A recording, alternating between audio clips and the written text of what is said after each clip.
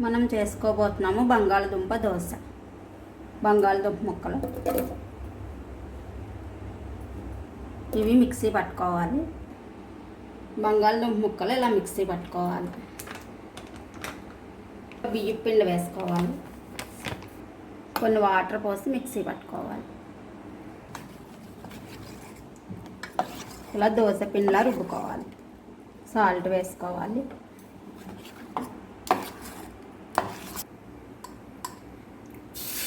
ఇలా దోశలా వేసుకోవాలి.